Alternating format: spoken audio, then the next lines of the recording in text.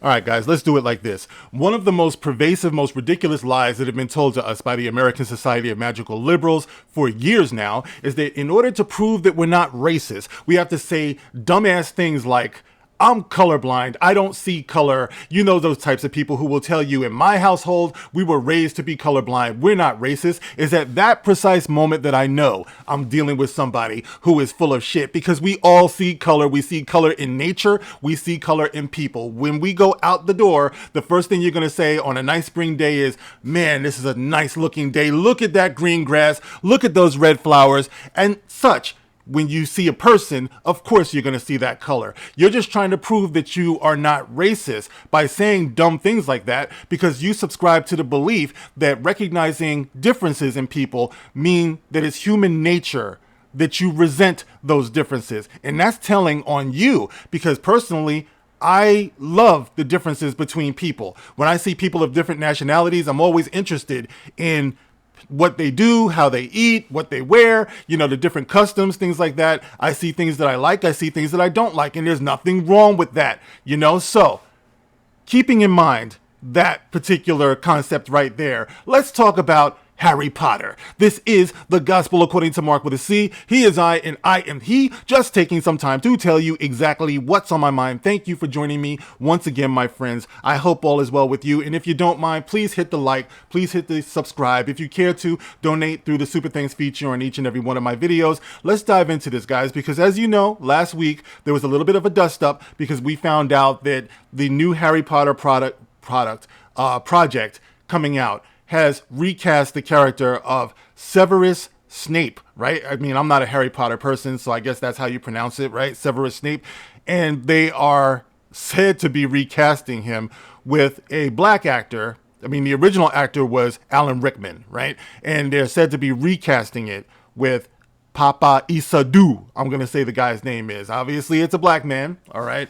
It's a man of color, a brown man. All right, so here we go once again, and this is what we're doing. Now, as usual, you get the usual dust up, people yelling and, people calling those people who are yelling racist and all of this stuff.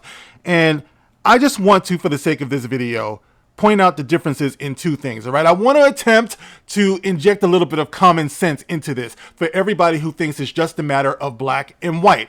One of the reasons why is because, once again, like I said, we're all supposed to be colorblind. This is a lie that we tell each other that leads to things like this. We're afraid to acknowledge the differences between people. All right, so let me just break a couple of things down to you. First of all, I want to say that there is a difference between playing a role and playing a character. You are right. Papa Isadou can play this role. Anybody can play any role. Okay. As a matter of fact, back in the day in the hip hop culture, we had a saying when we would tell people, you just playing the role. That means that you're faking. You're not coming across as credible. You're playing the role. You're playing yourself. You're faking the funk, basically, is what we're saying. You can play that role if you want to, but people are going to acknowledge that you're a fake ass. Now, when you play a character, it's a little bit different because character, it has something called, it's based on something called characteristics. All right. Characteristics can be very specific. A characteristic of a certain person might involve their height. It might involve their weight. And yeah, it might involve their color. For example, when I saw Colin Farrell was cast as the Penguin, I said, ain't no way in the world. He doesn't have any of those characteristics, but what did he do? He transformed himself. It was amazing. He won me over. At first I was very critical, but then when I saw that he sacrificed his vanity, like messed up his face, jacked up his hairline, put on a fat suit, changed his whole dialect, he embraced the characteristics of that character, which made him now credible as that character. All right. But there are certain characteristics that you must adhere to for the sake of the character. Now, I'm not a Harry Potter person, but from what I understand, this character of Severus Snape is, let's see, I have let's see, he's supposed to have greasy black hair, cold black eyes, sallow skin, a large hooked nose, yellow and uneven teeth, and more. All right. It goes on. He's supposed to be a bully and all of this stuff they talk about. Right now, all due respect, Papa Isadou, he's supposed to be an attractive, I let you ladies decide, he's supposed to be an attractive, younger black man. Much like myself. I wouldn't go for this role. I'd be like, no, hell no, it's not good enough for me. Now, unless this guy is wearing some like crazy prosthetics or something like that, he is not eligible or credible to play this role. It's not in, like, he doesn't have any of those characteristics. In other words, there's nothing wrong with recognizing that he's being miscast. You know, it kind of reminds me of, let's say Pedro Pascal playing Reed Richards. He can play the role. Of course he can. But we all know Reed Richards doesn't run around with a mustache looking like he's about to go out to do some bullfighting or something. You know what I mean? He doesn't look like that. All right? So he doesn't share the characteristics of that character. Okay?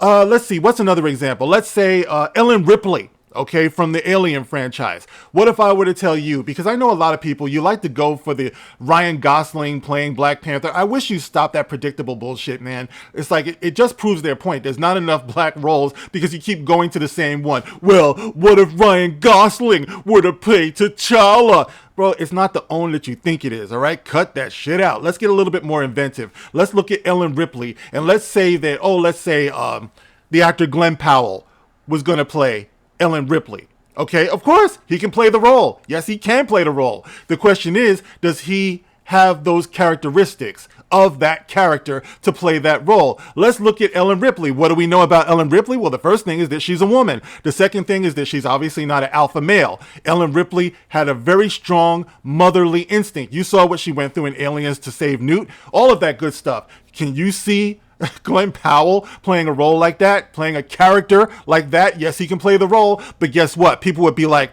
oh my God, this is ridiculous. This is terrible. What are you going to say then? Oh, you're being sexist. You're being this, you're being that. No, it's just a simple matter of fact that he's wrong to play the role, and there's nothing wrong with saying that. It doesn't make you racist. We have the source material for a reason. It's called the source material. That means it must be adhered to in order to maintain credibility and continuity in that story. Okay, so I'm sorry, Papa Isadu. Congratulations for getting a job, because I hear some people saying, well, a black man got a job. You should be happy that a black man got a job. What? I got a job, motherfucker. It's like, that's not the end all be all. That's not what we fought for in the civil rights movement. Let me hip you to this. We didn't just fight for jobs. We fought for opportunities. Yes, think about the word opportunity. An opportunity is a chance to do what? A chance to prove that you're the right person for that job, a chance to build something. That's an opportunity. I dare say a chance to own something. You want to own something. Let's say you want to own that role. How can you own that role when you're coming into it in the midst of a firestorm like this, where people know that you do not share the characteristics of that character? You will forever be debated. You will forever be rejected, and ultimately you will be replaced with somebody who is actually source material appropriate. That's the way it works. That's the reason why you never see these black actors who step up into these roles. They never define the roles. Tell me that I'm lying. All right? Please, I beg you, point to me one race swapped black character that ended up defining the role besides Samuel Jackson. All right, don't go to Samuel Jackson, because from what I understand, that character was actually molded in the comics in the likeness of Samuel Jackson, so he could step into that role of Nick Fury. So we're not talking about that. We're talking about long traditionally held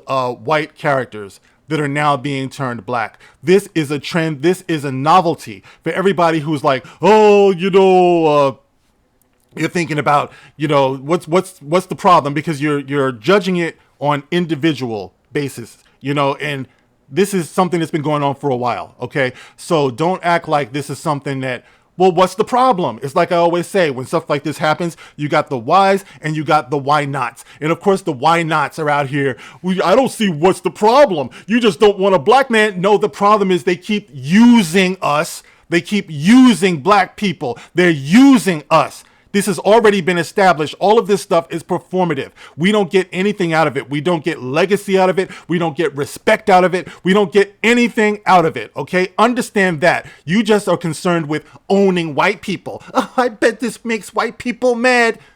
What are you getting out of it, bro? You're getting nothing.